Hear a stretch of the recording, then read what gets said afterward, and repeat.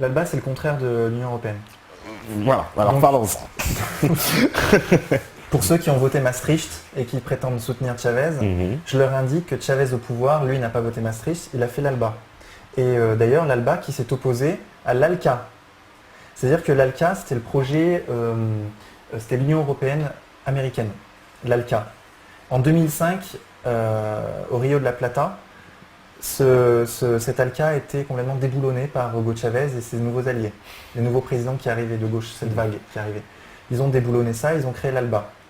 Moi, je me souviens très bien d'une anecdote que racontait assez souvent Chavez, c'est que l'ALCA, quand il arrive au pouvoir, c'était déjà il y avait des rapports qui sortaient, ils voulaient faire l'ALCA, les États-Unis, c'est-à-dire une zone de libre-échange au niveau américain. Canada, États-Unis, plus Voilà. tous les pays d'Amérique du Sud, Voilà. latine. Donc l'Union européenne, américaine. Et donc Chavez, il était dans une grande réunion avec une grande table, il raconte. Il était tout seul là, avec que des gens, des inconnus, puisqu'il venait d'arriver au pouvoir. Et en fait, cet ALCA est proposé, machin, et puis il y a un vote qui arrive pour oui, pour ou contre une résolution ou quoi que ce soit, ou je sais plus quoi. Et lui, c'est le seul à lever la main pour dire je suis contre. Contre le Venezuela et un autre pays, Cuba. Ils étaient tous les deux seulement à être contre ce grand projet de libre-échange au niveau américain. Et, et là, Fidel Castro a écrit un message, il l'a fait parvenir à Chavez sur la table. C'était enfin, je ne suis plus le seul diable à cette table. Et donc, ça montre bien que quand Mélenchon vote Maastricht, Chavez, lui, il vote contre le Maastricht sud-américain. Et lui, il crée l'ALBA. Et l'ALBA, en fait, c'est un petit pied de nez à l'ALCA, vous voyez. Ils ont changé une lettre et en fait, l'ALBA, ça veut dire l'aube. Ça veut dire l'aube en espagnol. Et ça veut dire, en fait, c'est un acronyme, ça veut dire l'Alliance bolivarienne pour nos peuples d'Amérique. C'est ça. Et en fait, c'est une alliance entre pays souverains qui s'échangent sans monnaie, sans intermédiaire monétaire, des biens. Des biens, c'est ça. Mais c'est absolument révolutionnaire parce qu'ils utilisent, vous savez, les pays sont obligés d'utiliser le dollar en fait dans leurs échanges internationaux. C'est ce qui fait qu'il y a une inflation très forte au Venezuela. Hein. C'est à cause du dollar. Et donc il faut que Pierre Hilard comprenne que si Chavez a voulu créer le soucle, qui est une monnaie d'échange international entre pays sud-américains, c'est pour sortir de la domination du dollar, pour essayer de résoudre les problèmes internes à chaque pays d'inflation. Et c'est pas du tout une contre-monnaie, une monnaie impériale. Voilà, une contre-monnaie mondialiste au dollar. C'est pas la jambe gauche du mondialisme. Il faut que Pierre Hilard le comprenne. Mais donc il a créé l'ALBA, qui est intégré par 7 ou 9 pays, je sais plus. Donc, les plus éminents, c'est bien sûr Cuba, Venezuela, Équateur et Bolivie. Et donc, par exemple, la Bolivie apporte du soja. Et en échange, elle a du pétrole et des médecins. Voilà, les autres apportent des proches, je sais plus quoi, etc. Donc c'est ça en fait, c'est ce que chacun sait faire de mieux. Il l'échange avec les autres, mais sans intermédiaire monétaire. Et sans intermédiaire monétaire, donc une espèce quand même, alors là, on est quand même dans la révolution dans les échanges internationaux, les rapports entre les nations, ça s'est jamais vu, ça. C'est une expérience singulière sur toute la planète, des pays qui échangent sans rapport monétaire, mais... on va dire, Le seul lien, c'est le sentiment de fraternité entre eux. Ouais. C'est-à-dire un lien historique et culturel qui les unit, et linguistique, et un sentiment de lutter contre un empire qui est omniprésent. Et donc ça fait qu'en réaction, en fait, ils ont conscience de cette domination, chose qui n'est pas le cas en France. Ouais. En France, les Français n'ont pas conscience d'être sous domination impériale. Ah non, pas du tout. C'est vraiment la grosse c'est le différence. Problème. Alors qu'il suffirait qu'ils allument la radio et qu'ils comprennent que 90% des musiques sont en anglais, ça devrait les faire tilter sur que, si c'était la même chose en chinois, si toutes les musiques, 90% des musiques à la radio étaient en chinois, ils comprendraient peut-être, les Chinois nous dominent. Mais en fait, comme c'est de l'anglais, ils ne le comprennent pas. Ils y sont habitués. Mais dans un siècle, ce sera du chinois. Mais ils le comprendront pas parce qu'ils seront dedans en fait. Ils seront habitués. Mais il faut leur dire, mais non, c'est pas normal que ce soit comme ça. Normalement, on est en France, donc. Alors, d'ailleurs, de ce point de vue, du point de vue de la domination culturelle, Hugo Chavez faisait énormément pour. À chacune de des réunions publiques du parti où que Chavez s'exprimait, il y avait, je sais pas si vous voyez, il y a de la musique, de la savane, de la musique traditionnelle de la région où est né Chavez. Et il chantait comme ça en direct avec son peuple et il y avait ce lien. Oui, voilà. Et bien figurez-vous qu'avec Maduro, ça a disparu. C'est-à-dire que dans les réunions officielles du parti, c'est de la musique commerciale. C'est plus de la musique traditionnelle vénézuélienne.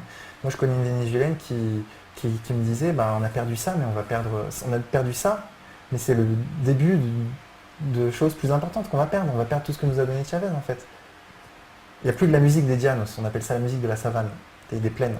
Il n'y a plus ça, et c'est un signe. Et alors clairement, là justement, pour enchaîner, parce que tu m'as parlé de Maduro.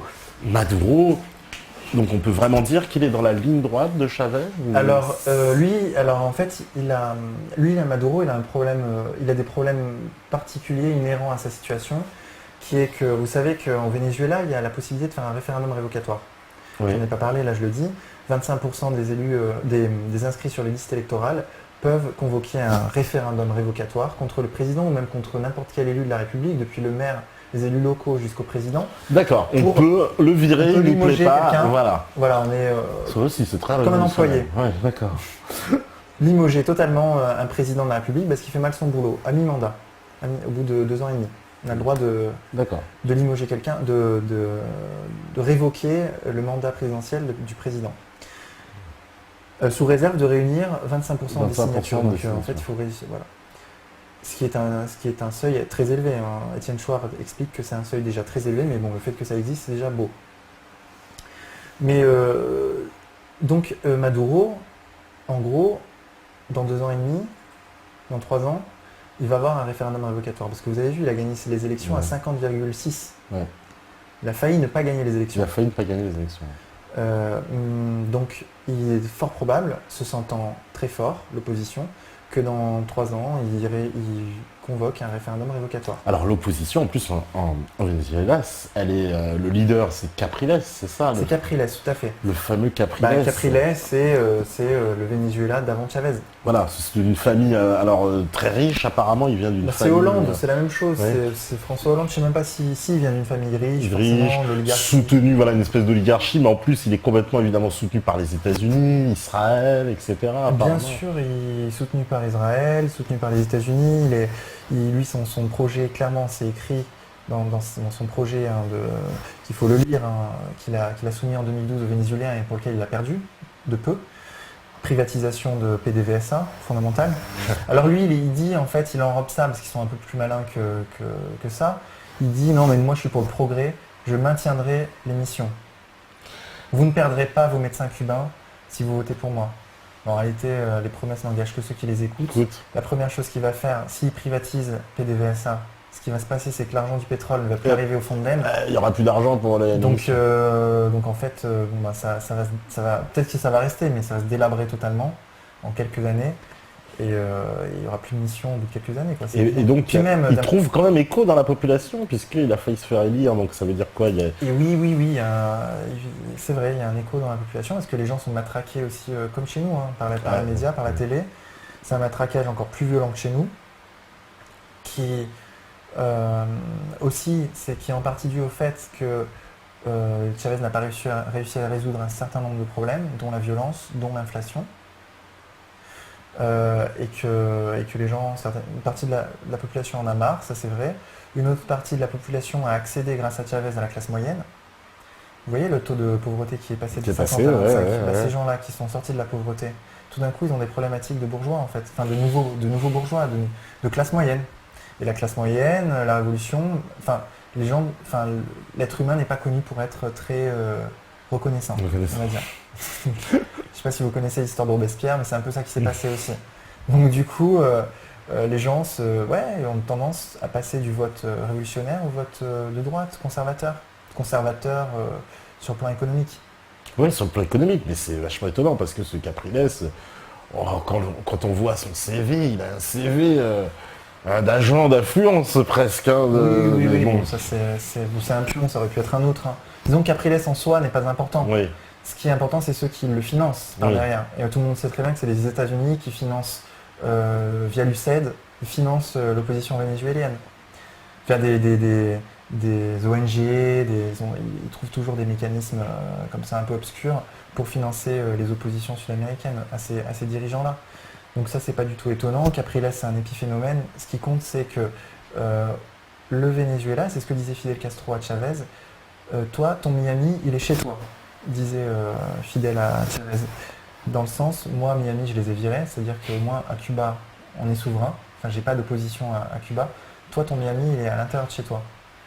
Tes opposants très violents. Tes opposants, oui, ah oui, voilà, les fameux opposants cubains de Miami. Tes opposants super virulents et très. Il se faisait insulter quotidiennement, Chavez, à la télé. Hein. D'ailleurs, il faudrait peut-être revenir sur le fait qu'on accuse systématiquement Chavez d'avoir fait fermer une chaîne de télévision. Ah, bon, j'enfonce des portes ouvertes parce qu'en réalité maintenant les gens savent que c'est faux. Il n'a pas fait fermer, elle est toujours diffusée sur le câble. Et en plus, cette chaîne avait appelé directement au coup d'État. Donc en fait, dans n'importe quel pays du monde, le gouvernement n'aurait même pas attendu les 5 années, je crois qu'il a attendu 5 ans, en 2007. 2002, donc 5 ans. 5 ans pour où le contrat a continué à courir sans que l'État n'intervienne. Voilà. Et après, au bout de 5 ans, ils n'ont pas renouvelé le contrat de diffusion. Mais en fait, en France, ça se serait produit. Ça serait fermé depuis très longtemps. Mais ta TV aurait été fermée immédiatement. Depuis très longtemps, voilà, depuis très longtemps. Bon, on a vu ce qui est arrivé, ce pauvre qui a mis Hollande d'émission avec son site internet. Il n'a pas fait 3 pentes sur le périph'. Alors, j'ose pas imaginer si on appelait au coup d'État. Au coup d'État. Et au meurtre apparemment de Chavez. Au meurtre de Chavez directement, bien sûr. Et puis à l'insulte quotidienne. Voilà, il paraît qu'il y avait des insultes, des flots d'insultes contre Chavez sur ses télévisions, que c'était une propagande absolue. Bien sûr. Donc il a été particulièrement tolérant de Chavez finalement. Par contre là, ça ne choquait personne en France. Que Chavez soit insulté quotidiennement de singes, de gorilles, de sous-hommes. Personne n'est choqué en fait là. Quand c'est un dirigeant qui défend son peuple, là c'est... Par contre, quand c'est une ministre de la justice française qui se fait insulter, là c'est tout le monde sort, tout le monde... Mais quand c'est là, en fait c'est le 2 poids 2 mesures, systématique. Hein. Ouais, c'est en fonction de qui tu défends, comment tu seras, toi, perçu par les élites européennes, occidentales. Les intérêts qui les concernent bien. Alors allez, on prend un peu de hauteur sur ce zoom sud-américain.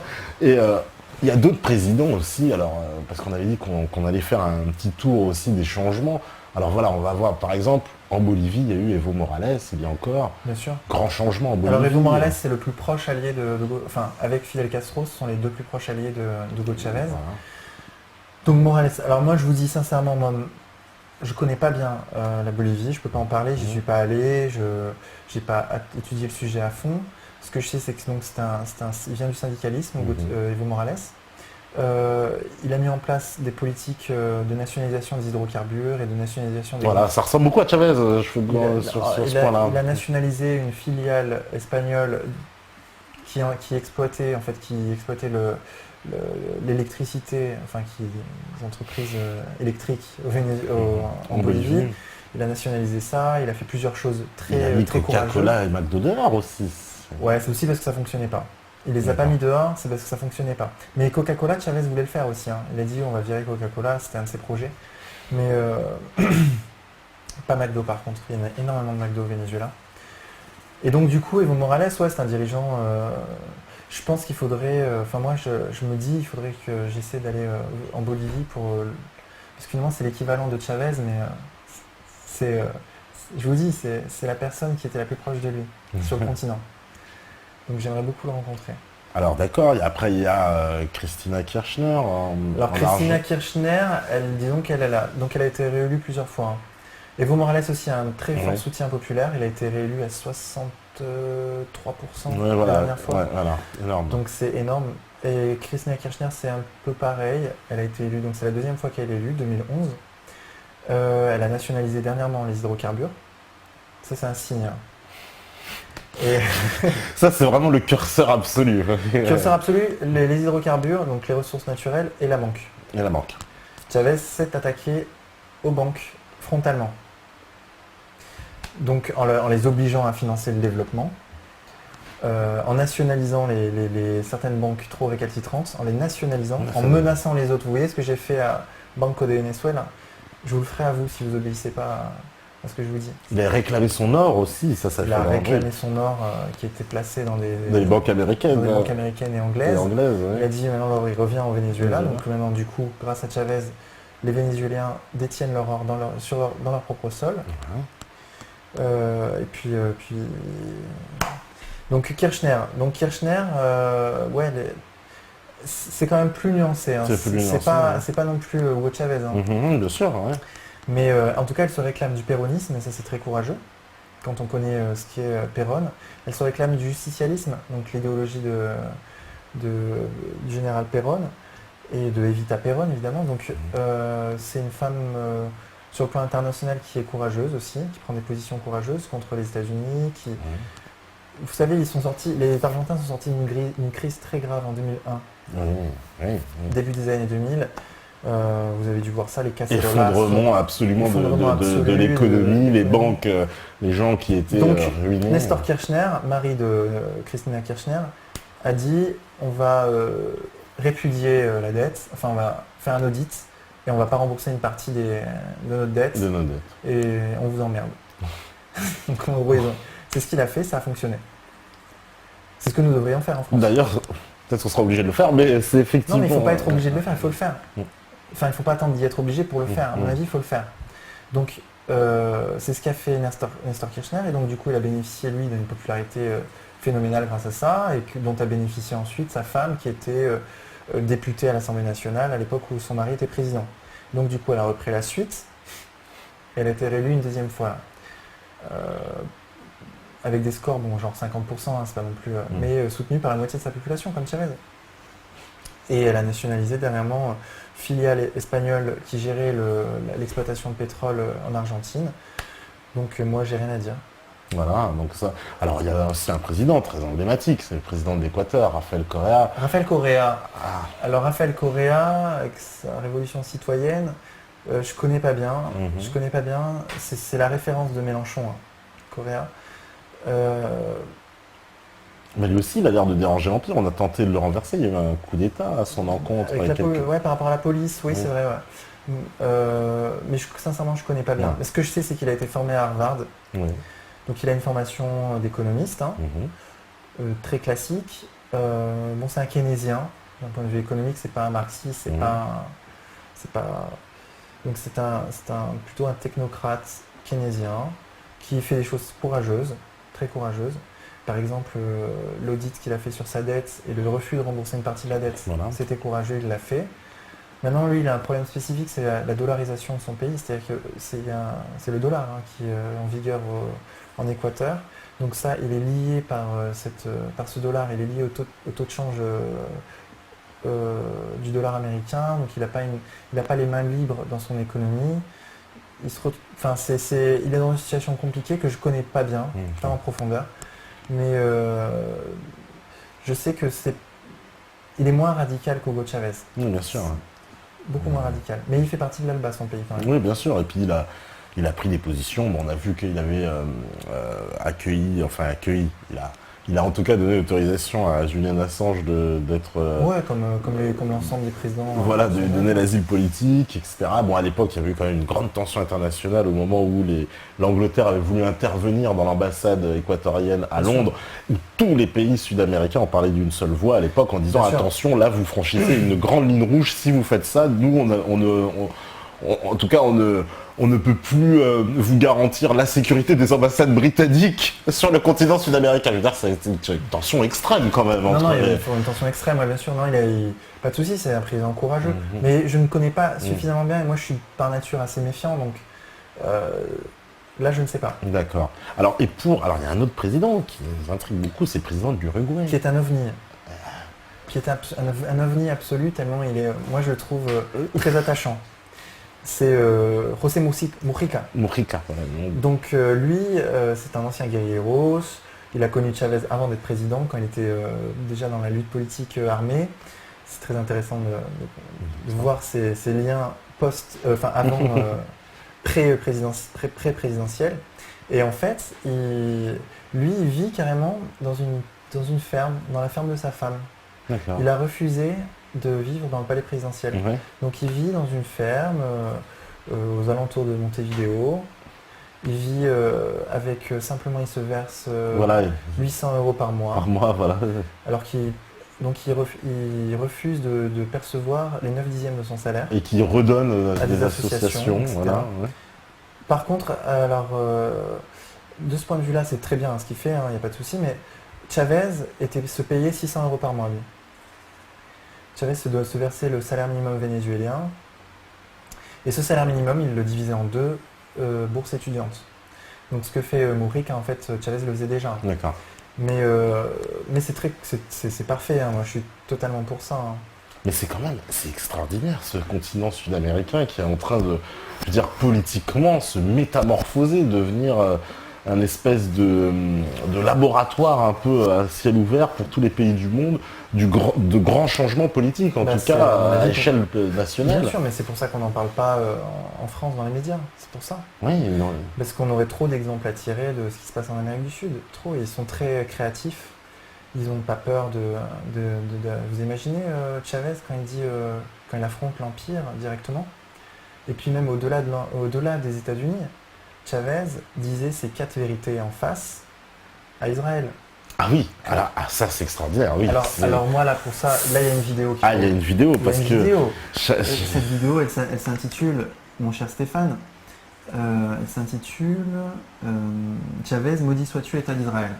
Chavez, alors parce que Chavez sur l'Israël c'est quelque chose, il était très virulent et avait des positions très courageuses parce que il y a très peu de pays, hein, comme vous le savez, qui osent se lever publiquement contre Israël. En tout cas, très peu de présidents qui prennent des positions. Puis là, en l'occurrence, c'est viscéral, c'est très profond.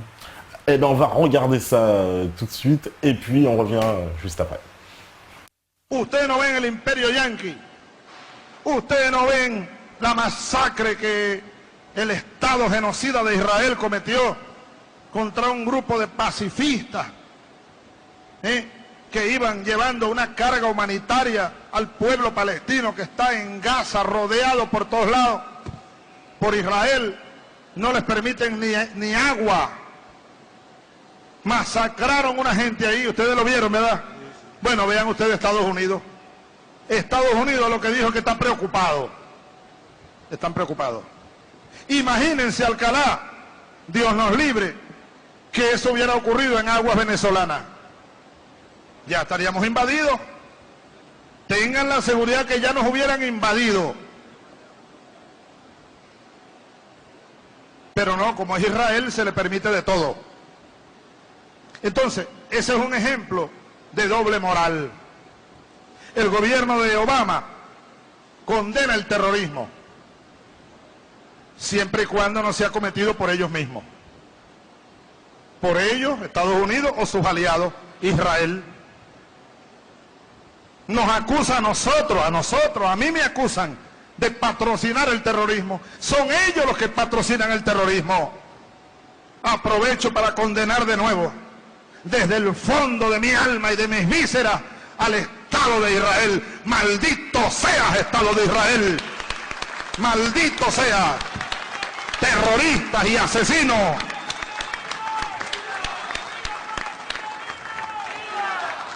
Y viva el pueblo palestino. ¡Viva! Pueblo heroico, pueblo bueno. Ahora, fíjense ustedes, la oposición venezolana no ha dicho ni nada contra Israel. No, que Israel financia a la oposición venezolana. Financia la contrarrevolución.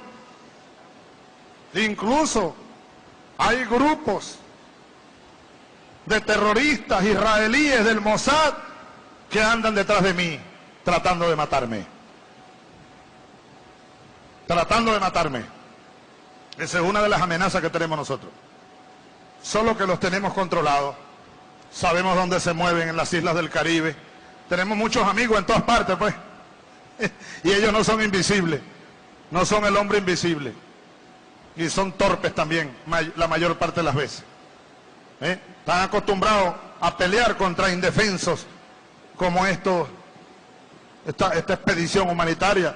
A medianoche les cayeron en helicóptero, ráfagas de ametralladora, una gente que estaba durmiendo, seguramente la mayoría, en aguas internacionales. Es un crimen de guerra. ¿Dónde está la Corte Penal Internacional? ¿Dónde están las Naciones Unidas? ¿Dónde está la justicia en este mundo, por el amor de Dios? ¿Dónde está la justicia? Meta TV, comme tous les soirs, 21h, minuit et même pas d'heure, parce que aujourd'hui c'est samedi, donc émission exceptionnelle avec Vincent Lapierre. Je dois dormir quand même. Hein. Économiste, spécialiste du Venezuela. Traducteur de Chavez. Et traducteur de Chavez. Réalisateur d'un documentaire. Ah oui, alors ça aussi, on va en parler de ton documentaire, parce que justement, il y a des questions. Alors là, on va répondre un peu, parce que il y a énormément de questions sur le chat. On ne pourra pas répondre à tout le monde, mais on sait que vous avez été particulièrement, on va dire, prolifique et en tout cas inspiré donc, par ce sujet de Chavez. Alors, on va prendre quelques questions. Alors, quelles questions on pourrait prendre alors, pourquoi... Ah, voilà. Alors, apparemment, il y a un grand débat qui s'est engagé sur, on va dire, entre les internautes, sur un peu savoir en France qui serait l'héritier de Chavez, un peu. Alors, on nous cite Soral, on cite Asselineau, Philippot... ouais, bah écoutez... Farage, Nigel Farage. C'est-à-dire que moi, j'ai une vision assez pragmatique des choses. Moi, j'ai traduit énormément Hugo Chavez, comme vous le savez, j'ai fait un gros travail. Et ce travail, par qui a-t-il été relayé? Moi, je pose la question. Il a été relayé par Égalité et Réconciliation, principalement. Moi, je leur ai rien demandé. Hein. Ils le relayaient eux-mêmes. Donc, je me dis, si des gens relaient la voix d'Hugo Chavez, c'est qu'ils s'y sentent au moins proches idéologiquement. D'accord. Et c'est vrai que ça rejoint leur histoire de gauche du travail, droite des valeurs, ça rejoint un peu la description que j'ai faite tout à l'heure de conservatisme sociétal et révolutionnaire d'un point de vue économique. La vision est assez cohérente de ce point de vue-là. Après, sur les questions de personnes, Soral, est-ce que Soral c'est Chavez? Non, Soral c'est pas Chavez. Ni même, je sais pas qui disent. On parle d'Asselineau, de Philippot, de Nigel Farage. Bah, je laisse le soin à chacun de se faire son opinion. Ce qu'il faut déjà, c'est bien comprendre la pensée d'Hugo Chavez, qui est une pensée assez complexe. Et puis ensuite, voilà, moi, qu'est-ce que je peux dire? Donc, déjà, Farage, j'aime beaucoup. Moi, tous ces gens-là, je les aime beaucoup. Hein, donc, Asselineau, il est très pertinent. Oui. Soral aussi est très pertinent. Mais tous en fait apportent leur pierre à l'édifice. Il n'y a pas à rechercher chez eux le Chavez français. Ils aident tous à l'émergence d'un Chavez français, je pense, plutôt. Oui, alors c'est vrai que voilà, alors il y a vraiment ce débat en plus entre les là, bon, il y a un énorme débat qui s'est engagé sur le chat, on va dire, entre des Soraliens et d'autres personnes, puisque Asselineau, Chavez, faut pas déconner non plus, le proche du concept de chavisme, c'est Chouard, ni de droite ni de gauche, vraiment. Voilà, les gens qui pensent que Chouard est le plus proche des idées de Chavez, d'autres qui pensent qu'effectivement... Bah ouais, c'est possible. Moi, je pense que c'est l'ensemble, le meilleur de chacun qui est le plus proche de Chavez. Alors là, on parle, alors voilà, il y a quelqu'un qui fait une référence, qui parle des révolutionnaires du 18e en nous disant que tous ces gens-là étaient effectivement des francs-maçons. Comme, on le rappelle, Simon Bolivar, c'est notoire. Oui, Simon Bolivar était franc-maçon, mais bon, il y a 2 siècles. D'une part, il y a 2 siècles, c'était pas la même chose. Ouais. Et d'autre part, Robespierre n'était pas franc-maçon. Ah, ça, on avait une information contraire. Robespierre n'était pas franc-maçon. Ah non, Robespierre n'est pas franc-maçon. Pourtant, on a toute la... Non. Alors là, je suis Certain. Catégoriquement sûr. Bon, bah alors Robespierriste. Il faisait partie d'un groupe de réflexion, il déclamait des poèmes, ça s'appelait les Rosati. Oui. Mais qui n'était pas un groupe, c'était pas une loge maçonnique, c'était et puis d'ailleurs c'était avant qu'il soit député à la Constituante. D'accord. Mais donc oui, je suis un grand fan de Robespierre, j'ai lu énormément sur lui. D'accord, parce qu'on avait tous le sentiment que Robespierre, beaucoup de gens pensent qu'il était franc-maçon. Non, bah, c'est une rumeur. C'est une rumeur. Bon, rumeur. Dissidence n'est pas résistance, c'est du partisanisme et tous les partis merdiaisés sont européistes ou alter-européistes sans exception du NPA ou FN. Oui, bon, c'est un peu ce qu'on a décrit, donc pour lui, carrément, il n'y en a pas. Pour lui, il n'y a pas d'équivalent politique entre ce qui se passe en France et ce qui s'est passé au Venezuela. Chavez, une Europe des nations viciée depuis la base par les USA, sionisés jusqu'au tronc. Oui.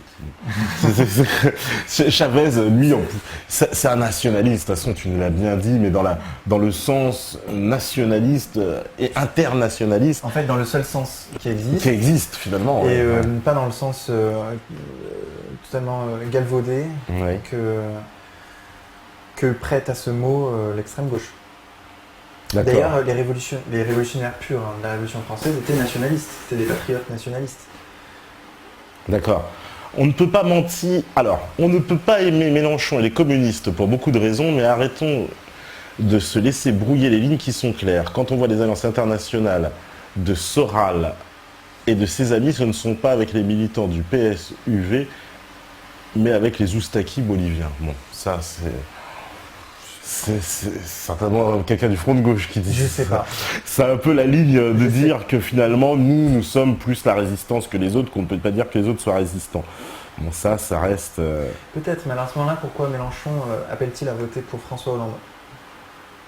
Oui. Pourquoi Mélenchon appelle-t-il à voter pour François Hollande? C'est clair. C'est un peu contradictoire. Non, mais tu peux pas, c'est hallucinant. Surtout pour annoncer sa défaite, où là, il y a 2 semaines, en disant oui, Hollande maintenant va se mettre. Il sent le vent tourner aussi. Il peut gesticuler, mais ça sert à rien. C'est au moment où les choses se présentent qu'il faut agir. Oui, quand voilà. il était ministre de Jospin et que le gouvernement français n'a jamais autant privatisé que sous Jospin, Ouais. lui, il s'est pas opposé, il s'est pas levé, il n'a pas démissionné. Il est resté.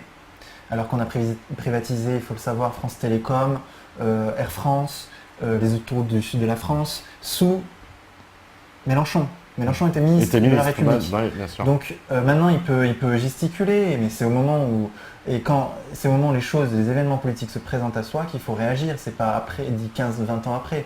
Quand il faut voter Maastricht, il dit j'ai voté pour pas froisser le vieux, en parlant de Mitterrand. Mais c'est quoi cet argument politique? Alors à ce moment-là, Chavez, au moment où il y avait l'ALCA dans la grande table là, ils m'ont impressionné, alors j'ai voté pour. Non mais non mais on est où là? Ouais. Sincèrement, quand on compare Mélenchon à Chavez, on compare deux choses qui sont pas dans la même catégorie, mais pas du tout. Ils combattent pas dans la même catégorie. Il y en a un qui est honnête, qui agit, qui affronte les événements comme il doit le faire, et l'autre qui subit, qui se compromet, qui est mou, et qui en fait sert le système par son comportement. Oui, voilà, parce que c'est un peu ça. C'est une voie de garage, c'est une impasse. Le père Mélenchon, on peut dire que vraiment, là, tu nous as démontré, vraiment, de A à Z, qu'il est aux antipodes de Chavez, puisque déjà, de base, je veux dire, la nature même de Chavez, sur quoi Chavez s'appuyait, sont précisément ce que combat Mélenchon, puisque Mélenchon combat la nation, Mélenchon combat la religion, et puisque franc-maçon est donc anti-religion, anticlérical par nature, il combat la nation par nature, puisque mondialiste, mondialiste, donc non pas du tout internationaliste, et puis antimilitariste par nature, et puis souvent Mélenchon, et ce qu'on reproche souvent à l'extrême gauche, c'est pour ce qui est de la politique internationale, de se greffer comme ça dans la politique de l'Empire sans vraiment l'affirmer peut-être aussi frontalement des fois que les autres partis, de dire oui, nous sommes pour la guerre en Syrie, mais ils vont dire alors nous non, pas la guerre, mais d'une autre façon, etc. Mais c'est une façon quand même de glisser. Hein. Et du coup, moi, ça, en fait, si vous voulez, j'ai des contacts au Venezuela, avec notamment la chaîne nationale vénézuélienne, et je sais, par ces sources-là, que le parti de gauche, via l'ambassade du Venezuela en France, a fait censurer mon documentaire. En plus, c'est même pas mon documentaire, c'est la bande-annonce du documentaire que je suis en train de produire avec Contre-Culture, en collaboration avec un ami, Stéphane, webmaster du site d'égalité et réconciliation. Donc ce sont eux qui m'aident. Le parti de gauche, pas le front de gauche, le parti de gauche a fait censurer mon documentaire au Venezuela, ce qui est quand même extraordinaire. Moi, je cherche à promouvoir la parole d'Hugo Chavez en France. Non seulement je cherche à le faire, mais je l'ai fait. Dans la réalité, concrètement, j'ai passé des milliers d'heures à traduire Chavez, à l'écouter, à le traduire, à monter, à diffuser. Et ces gens-là me combattent. Ils combattent. D'ailleurs, ce que je propose, c'est qu'on regarde la bande-annonce de ce documentaire, qui s'appelle Hugo Chavez, le dernier voyage. Et Et vous verrez que si quelqu'un voit quelque chose d'anti-chaviste dans cette bande-annonce, qu'il me le dise.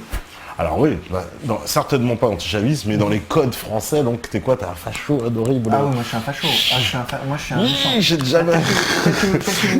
Tel que vous voyez là devant vous, vous avez, je sais pas, un fasciste, quelqu'un qui est contre le bien, contre la justice. C'est hallucinant l'image qu'ils arrivent à coller sur quelqu'un qui a traduit Hugo Chavez. Donc voilà. Donc bon bah nous aussi on a un peu cette réputation, donc ça va, on va bien s'entendre. Ouais, on va regarder cette vidéo donc qui présente donc son. Alors il va sortir quand ce documentaire? Alors ce documentaire sort théoriquement le 5 mars 2014, qui est la date anniversaire de la mort de Hugo Chavez. Eh ben super, donc le 5 mars 2014, hein, d'ici là on se donnera de toute façon rendez-vous sur MetaTV pour suivre ça. En attendant on se regarde la bande-annonce, le dernier voyage, c'est comme ça que ça s'appelle. Le dernier voyage d'Hugo Chavez. Le dernier voyage d'Hugo Chavez. À vous la régie, on revient juste après.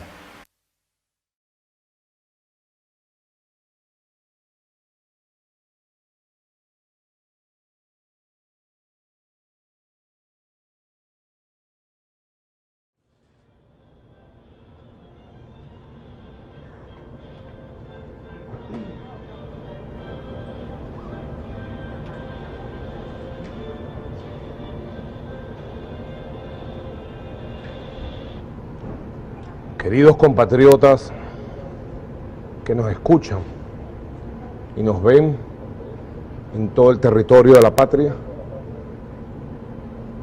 y nuestros hermanos del mundo. Hoy, 5 de marzo, luego de haber acudido a la reunión del Consejo de Ministros y de la Dirección Político-Militar de la Revolución, nos dirigimos aquí a las instalaciones del Hospital Militar de Caracas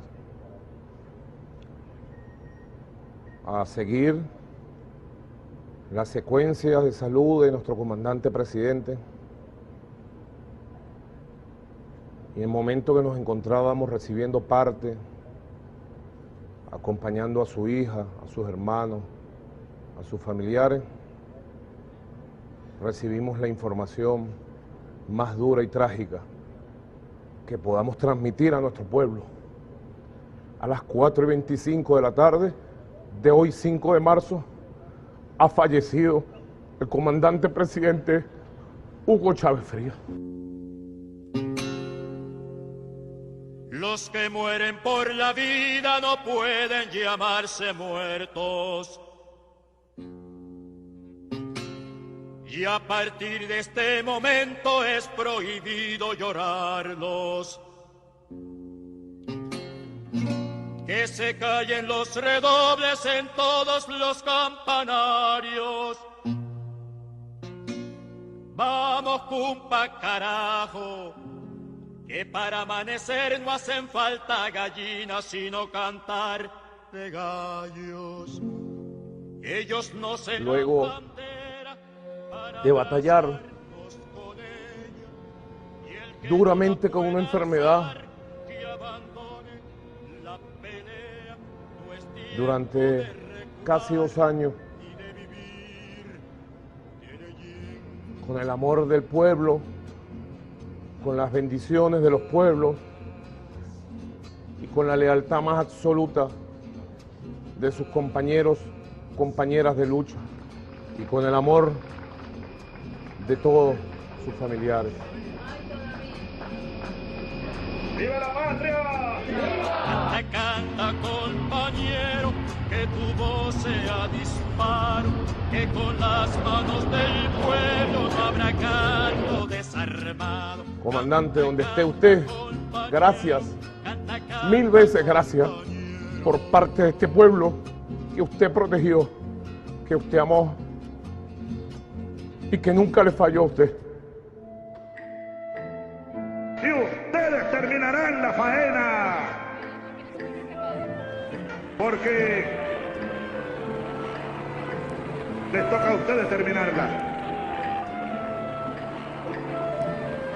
Nosotros la hemos iniciado, pero el tiempo no nos va a dar. ¿Y qué importa? Así son los procesos. Así son los tiempos. Yo, por más tiempo que viva, estoy seguro ya que no veré a Venezuela como la sueño, pero ¿qué me importa? La verán mis hijos, la verán mis hijas, la verán mis nietos, la verán mis nietas, la verán ustedes, muchachos, la verán ustedes, muchachas, y no solo la verán, la harán ustedes, con su amor, con su inteligencia, con su sabiduría, con sus manos, con sus vísceras, con su corazón. Lo haremos, lo haremos, lo haremos. La patria venezolana, libre y grande. Porque amo a mi pueblo, lo amo, lo amo, lo amo más que a mi vida, más que a mí mismo, más que a cualquier otra cosa. Algunos castigos me han impuesto, algunos dolores carga uno sobre los hombros y en el alma, pero no importa nada, porque yo amo a mi pueblo y seguiré amándolo hasta el fin de mis días. Amor con amor se paga. ¡Viva la revolución bolivariana! ¡Viva el socialismo! ¡Viva la patria libre venezolana! Nosotros como venezolanos hemos sufrido mucho en los años anteriores, pero vino este señor militar que se llama Hugo Chávez Frías, comandante, vino de una escuela militar y se hizo presidente. Entonces todos esos poderes que a nosotros nos tenían pisoteados, los más pobres, pues nosotros la gente humilde, él con todo lo que hizo por nosotros nos reinvivió. ¡Con Chávez y Maduro! Tuve la oportunidad de hablar con el presidente Chávez, una oportunidad, y le dije: presidente, yo tengo una gran necesidad, porque todos le pedíamos cosas, y mi necesidad era decirle a sus ojos que en nombre del pueblo, él es el libertador del siglo XXI, y gracias a Dios se lo dije en vida. Y lo que más me gustó de la experiencia fue su mirada de humildad. Su mirada, bajó su mirada, me besó la mano y dijo: lo comenzamos y ustedes lo tienen que terminar. Chávez vive, la lucha sigue. Chávez vino a cumplir una función, a cumplir un ciclo. Y bueno, Dios decidió que hasta este momento Él iba a estar en esta tierra, y esto nos debe dar a nosotros aliento y fuerza para continuar con esto. Esto es como una prueba, realmente, esto es como una prueba. Además de todo el dolor y toda la tristeza que cada uno de los venezolanos puede sentir, es como una prueba de que demostremos por sobre todas las cosas si vamos a continuar con ese legado que Él nos dejó. Y por supuesto que lo vamos a continuar. ¿Y vas a votar por Maduro? Por supuesto que voy a votar por Maduro. Y nadie me pagó para estar aquí. Yo creo que a ninguno. ¿Ustedes les pagaron? No. Para que no vengan a decir que nos pagaron y no volverán. Vestida de garza blanca, la brisa de la mañana trajo en el arpa viajera para celebrar contigo el día de tu cumpleaños, mi muchachita llanera. Vestida de garza blanca, la brisa de la mañana trajo en el arpa viajera para celebrar contigo el día de tu cumpleaños, mi muchachita llanera. Y como no, te traje nada más digno de tu belleza que regalarte, mi amor Chávez, para que vivas conmigo en la sala de un romance. Aquí, mi comandante, te traje mi corazón.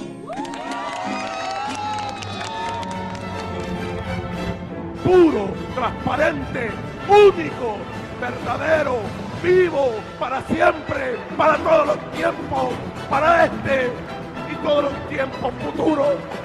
Comandante, no pudieron contigo, no podrán con nosotros jamás.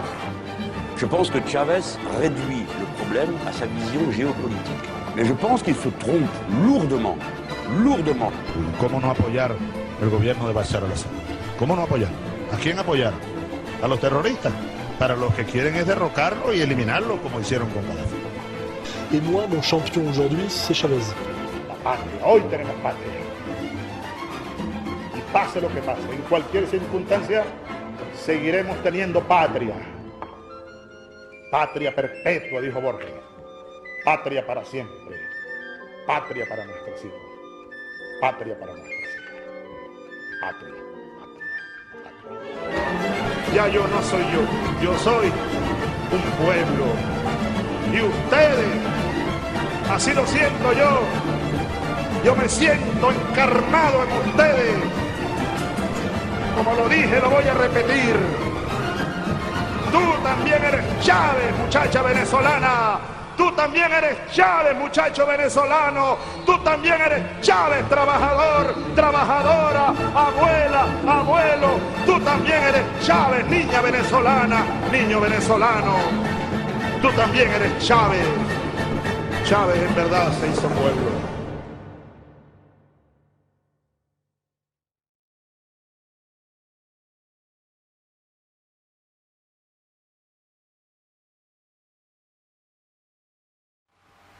De retour sur la libre antenne, donc voilà pour cette dernière partie, donc toujours accompagné de Vincent Lapierre, donc spécialiste et économiste, hein, donc non, il faut quand même le préciser, diplômé d'un doctorat en économie, donc ta thèse portait sur le Venezuela et la Colombie, sur le système de santé, donc tout à fait, c'est ça.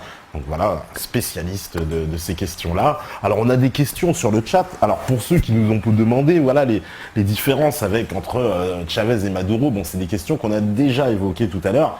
Il faudra regarder la VOD pour qu'on y réponde. Hein. Donc rendez-vous bien sûr sur le site pour la VOD. Alors il y a peut-être une dernière question auquel on pourrait répondre, c'est par rapport un peu à la mort d'Hugo Chavez.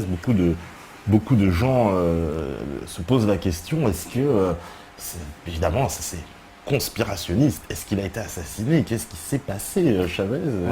Alors Chavez, moi je pense qu'il a été assassiné, que son cancer lui a été inoculé d'une façon ou d'une autre.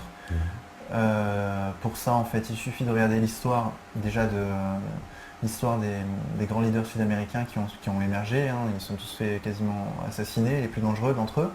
Donc là, en l'occurrence, c'est un cancer, donc la méthode a changé, mais je pense que... D'ailleurs, Chavez lui-même, dès qu'il a su qu'il avait le cancer, c'est Fidel Castro qui lui a appris, tu as une tumeur cancéreuse. Chavez s'est enfermé dans sa salle de bain, il s'est mis à pleurer, il lui a raconté, et immédiatement, tout de suite, il a pensé, on me l'a inoculé. C'était sa première intuition.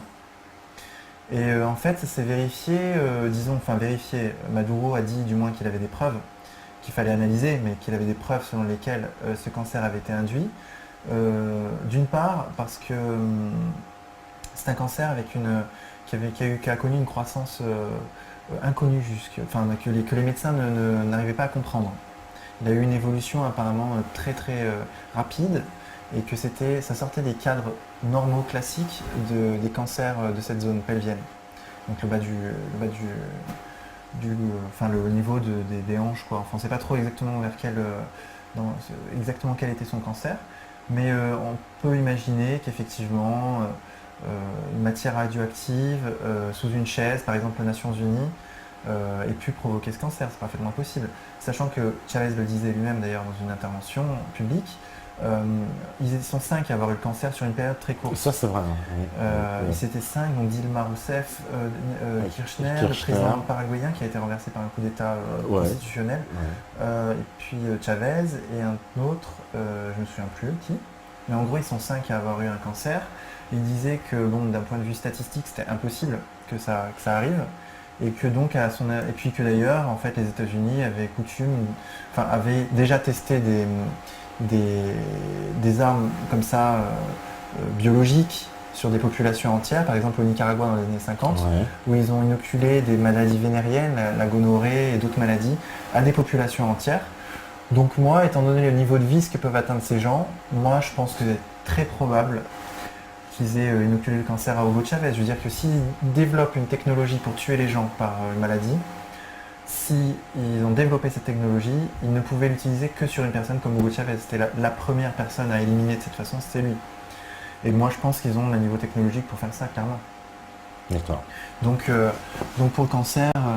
Donc la mort d'Hugo Chavez restera encore donc quelque chose encore à élucider. À élucider, sauf si Maduro sort les preuves qu'il dit détenir. D'accord, parce qu'il le prétend, qu'il dit j'ai détient des preuves. Face caméra, il dit voilà, moi j'ai des preuves, mais bon, on fait nos analyses, machin, pour être sûr de notre coup. Alors, voilà un peu les questions, ça a parlé. Voilà. Donc, on va laisser les gens débattre un peu parce qu'il y en a certains qui parlent de Laurent Louis, le député belge. Je connais pas bien. On se bat un peu pour savoir qui pourrait être on va dire le modèle français. Non, mais je pense pas qu'il faille raisonner de cette façon. Et je crois que si déjà, je pense que le Chavez français, c'est que chacun d'entre nous, vous à Meta TV, moi, ce que j'ai fait pour les vidéos de Chavez, et ce que je fais avec le documentaire, et ce que je ferai encore, parce que je ne l'ai pas dit, mais je suis en train de développer un site de traduction des résistants à l'Empire qui s'appellera lesvoixdelarésistance.com, où je vais essayer de fédérer un groupe de traducteurs militants et amateurs comme moi, comme je l'ai été, et de traduire Ahmadinejad, traduire les discours de Kadhafi, même rétrospectivement, c'est pas grave, traduire Poutine, traduire ces gens, tous ces gens qui sont en fait les alliés de Chavez, pas ceux de Mélenchon, et qui sont les résistants à l'Empire actuels, et dont on n'entend pas la voix en France, tout simplement parce que les médias dominants ne les traduisent pas. À juste titre d'ailleurs, puisque ce serait contradictoire de les traduire par rapport à leurs intérêts. Donc du coup, moi je suis en train de monter ce site, cette plateforme de traduction des résistants à l'Empire. D'ailleurs, j'invite tous ceux qui veulent m'aider à me rejoindre, et donc on va faire ça. Et donc du coup, le Chavez français, ne le cherchez pas ailleurs en fait qu'en vous-même. Soyez vous-même un Chavez français, essayez du moins de l'être. Prenez Chavez comme exemple, prenez qui vous voulez comme exemple, prenez les meilleurs dans le monde, et essayez de vous élever à leur niveau. Alors je sais très bien que le niveau de Chavez est immense, parce que lui, il a une bonté extrême, mais on a dit tout à l'heure, c'est quasiment le Christ au pouvoir, Chavez. Il parlait d'amour. Moi, je suis vraiment pour qu'on parle d'amour en politique en France.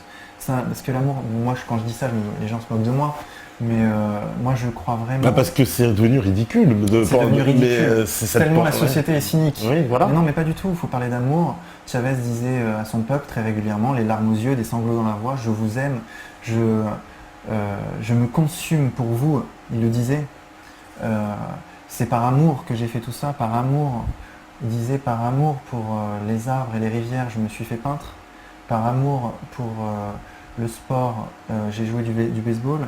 Par amour pour ma patrie, je me suis fait soldat. Par amour pour mon peuple, je suis devenu président.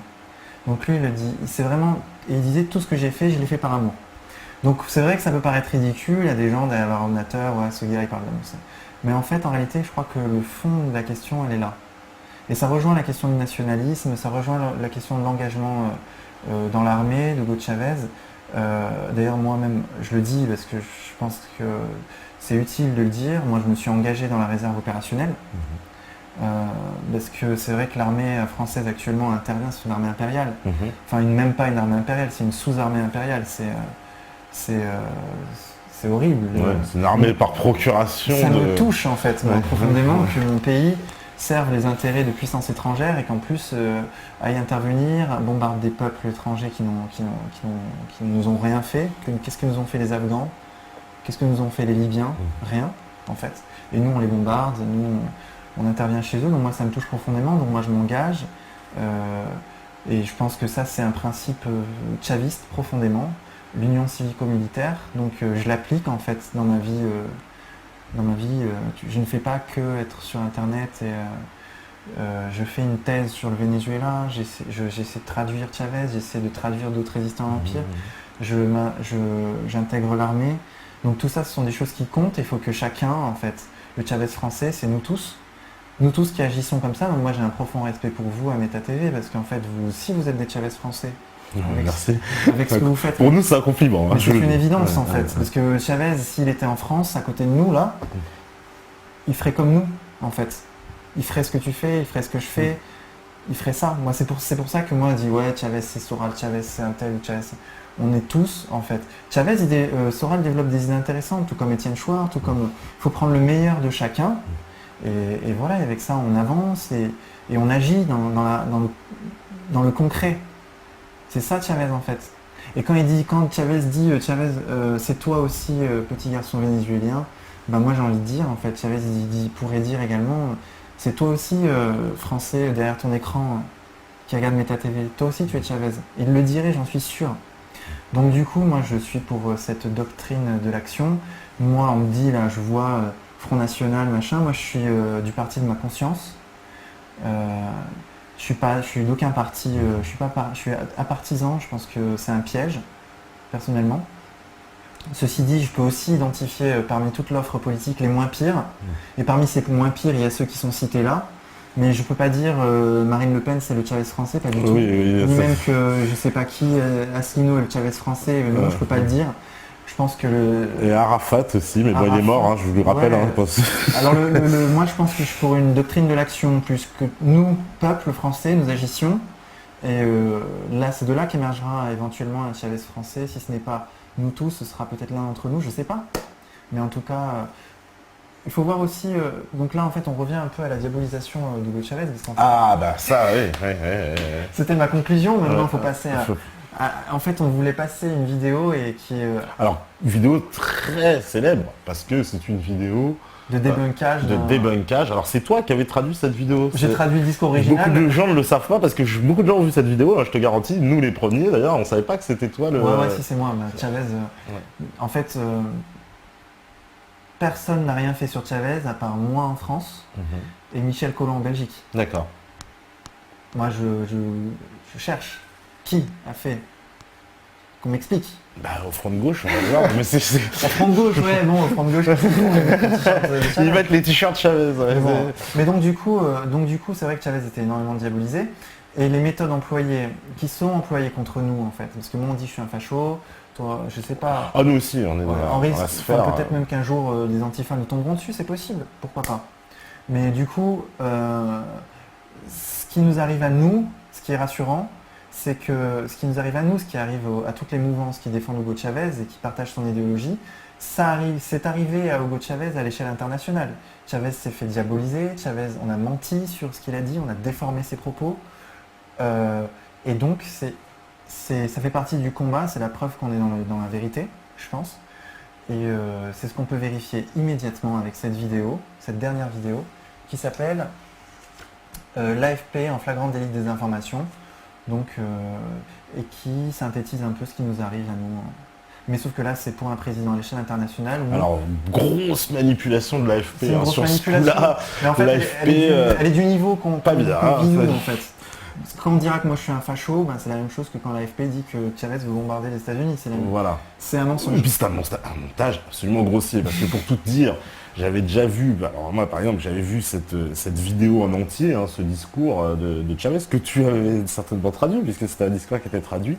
Et j'avais donc vu cette vidéo, et évidemment quand j'ai vu arriver cette vidéo de l'AFP, tout de suite, je suis tombé sur ma chaise en me disant mais c'est pas possible, ils ont pas osé faire quelque chose d'aussi grossier et puis en plus aussi démontable, tellement facilement démontable, tellement c'est facilement démontable. Et en même temps, si je l'avais pas fait, voilà.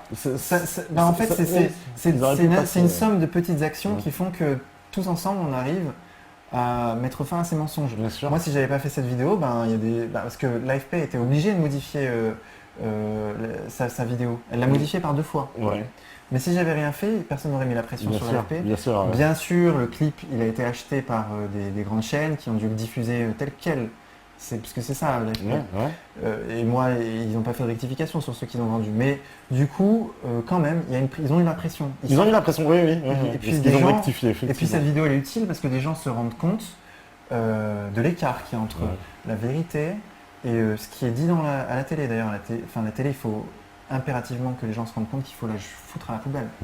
La faire exploser, il faut en finir avec ça, quoi. Chacun, déjà, chez soi. Ça, c'est de l'action, ça. Ça, c'est le Chavez français. Ouais, on va regarder juste cette vidéo, donc je crois qu'on va se quitter après, ou tu veux qu'on se quitte tout de suite, c'est toi qui décides, on va regarder après. Alors, comment on regarde, on les laisse ? Bon, alors dans ce cas, on se quitte, on va vous laisser regarder la vidéo quand même, un débunkage en règle, donc d'une manipulation où l'AFP se fait prendre la main dans le sac, littéralement, en flagrant délit de manipulation. Bien sûr, et puis alors moi j'attends toujours ce débat avec quelqu'un du front de gauche. Et on attend toujours le débat. Voilà, qui viennent défendre Chavez avec son logiciel et moi avec le mien, et puis voilà, on aura un débat. Voilà, ce sera très intéressant de débattre et d'opposer, on va dire. Si je suis un facho, ce sera facile de le démontrer, parce que ça voudrait dire que je suis raciste, que j'ai des limites qui sont facilement identifiables. Donc si je suis un facho, venez débattre avec moi. Et puis vous démontrerez que je suis un facho, tout simplement, ce sera facile. Voilà. Donc l'invitation est lancée en tout cas. Il y en a qui nous ont entendu pour la traduction. On nous parle de traduction en créole. Bah, vous voyez, c'est sympa. Il n'y a pas beaucoup de Chavez qui s'expriment en créole, mais bon. Mais Césaire, un grand auteur, lui est en français, comme Frantz Fanon. Alors bon, en créole, envoyez-nous, peut-être ils ont des vidéos de créole qui sont intéressantes, en tout cas on les attend. Donc voilà, on va se quitter sur ces belles paroles. Merci Vincent d'être venu à la Libre Antenne. Merci à toi de m'avoir invité, merci à toute l'équipe de Méta TV. Voilà. Merci à ceux qui ont le courage de suivre pendant 3 heures une conférence, mon intervention quoi. Donc, il y en a qui veulent pas que tu partes, nous quitte pas, j'ai ma soirée et tout. Tu dois avoir quelques fans quand même. Nous lâche pas, merde quand même. Il y a plein de gens qui veulent que tu restes. J'avais disais, me voy, pero volveré. Pero volveré. Je reviendrai, voilà. Je m'en vais, mais je reviendrai. Ok, donc voilà. Nosotros también. Voilà. Donc, hasta la vista, hasta la próxima, no sé si se dice en español, pero vamos a ver otra vez. A lunes, c'est comme ça. Lunes, pour dire lundi. El lunes. El lunes. El lunes a la 21. Hasta. De las 9, desde las 9. Sí, de las 9. Hasta la medianoche. Hasta la medianoche. Está bien. Está lundi bien. Prochain. Lundi prochain, de 21h à minuit. Voilà, on vous fait la traduction en direct parce que bon. On fera le sous-titrage. Voilà, on fera le sous-titrage en direct. On vous laisse découvrir cette vidéo donc de manipulation absolue, l'AFP la main dans le sac, débunkage par Vincent donc sur cette vidéo de Chavez et d'Ahmadinejad qui ils ont essayé de nous faire passer Chavez pour un espèce de fou absolu, voilà, qui veut bombarder les États-Unis. Voilà, un fou excentrique, bien sûr, Chavez est un fou excentrique. Donc voilà, le ridicule, heureusement, ne tue pas pour l'AFP. Nous, on se retrouve lundi, comme d'hab, 21h minuit sur metatv.org. Voilà, ce week-end, alors voilà, pour juste le programme du week-end, on va continuer avec, après, de la musique, beaucoup de musique, puisque déjà, après la vidéo, il y aura mon morceau favori, Marc Anthony et Tito El Bambino, voilà, le petit plaisir. Et en plus, ça tombe bien, c'est Porque les mientes. C'est de la salsa. Donc voilà, c'est de la salsa, ça va très bien avec ce qu'il y a avant, Porque les mientes. Et on enchaînera après avec beaucoup de musique. Et demain, après-midi, dimanche culture, ce sera les rois maudits. On vous passe toute la série pendant des heures. Vous allez voir tous les rois maudits, voilà, pour mettre un peu en relation avec l'émission qu'il y avait eu ici même avec Alain Benajam qui nous avait fait un exposé sur les rois maudits. Comme ça, vous comprendrez un peu mieux encore cette histoire de roi maudit. D'ailleurs, je salue Alain parce que je sais qu'il doit le regarder ce soir, donc on lui fait une dédicace. Voilà, donc on se retrouve lundi. Voilà, bonne soirée à tous. Merci encore Vincent. Bonne soirée à vous. Voilà, hasta la vista. A vous la régie. Hasta siempre. Hasta siempre. La révolution.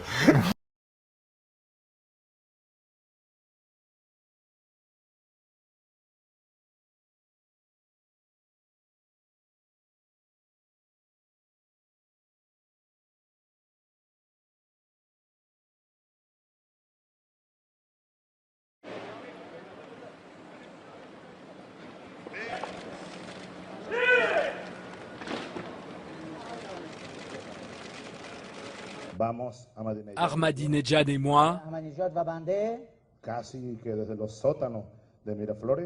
depuis le perron du palais présidentiel,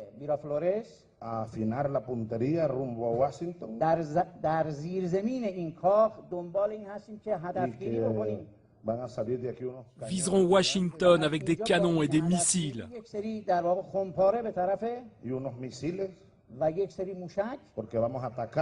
Parce que nous allons attaquer Washington.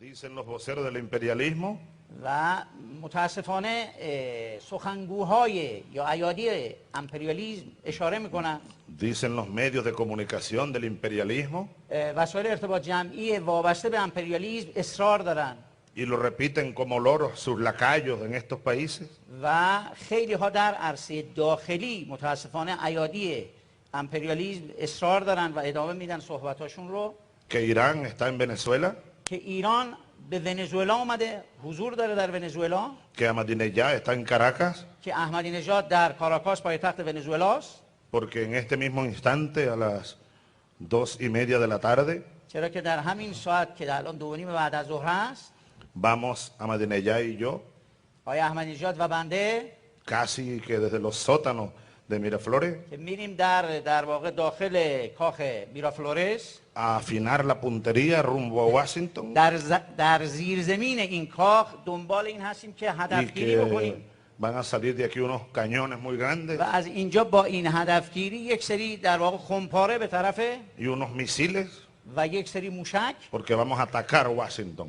دنبال این هستیم که حمله بکنیم با این موشک ها و خمپاره ها به واشنگتن. Casi que eso es lo que están diciendo. در واقع تقریبا چیزی است که اینها ادعا میکنن. O que estamos debajo de esa colina donde están los periodistas allí y las periodistas. و در واقع در همون نقطه‌ای که خبرنگاران مستجمع هستند Supuestamente eso se va a abrir así. در واقع فرضاً این باز میشه این منطقه‌ای که دوستان هستن جمع هستن Y una gran bomba atómica و saldrá. از اونجا بنا هست که در واقع طبق ادعایی که دارن از همونجا یک بمبی رو ما در واقع هدایت بکنیم. Casi que eso están diciendo. تقریبا چیزی که ادعا دارن میکنن. Para reírnos, و pero para estar alertas también.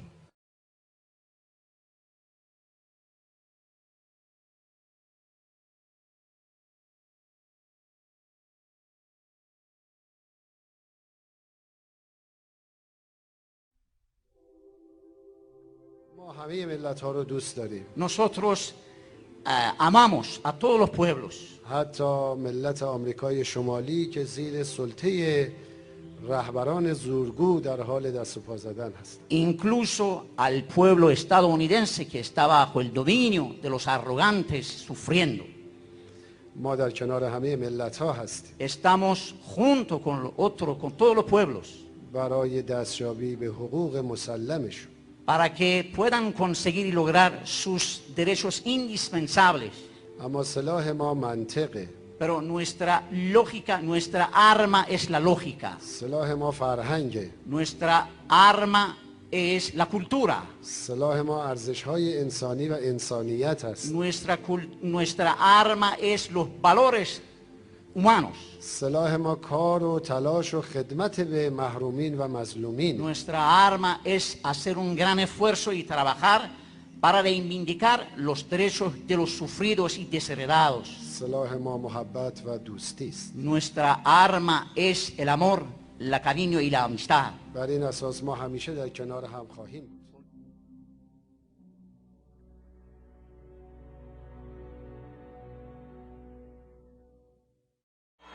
Cómo amo yo esta tierra. Gracias, Dios mío, por permitirme seguir transitando esta tierra y abrazando este pueblo heroico del Guárico de Venezuela. ¿Cómo que dice esa canción?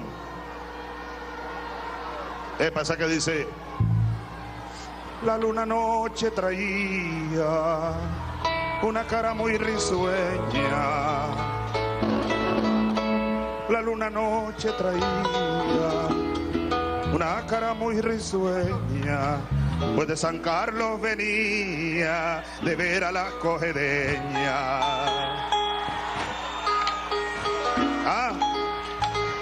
Y entonces, dice así: de Apure los horizontes. ¿Tú eres apureña? Viste, te das cuenta. Dice así: lo que pasa es que tengo gripe, estoy muy ronco, pero esa canción es bellísima. De Apure los horizontes, de Barinas los palmares, de Portuguesa los montes, oye mi negra, de Guárico los cantares.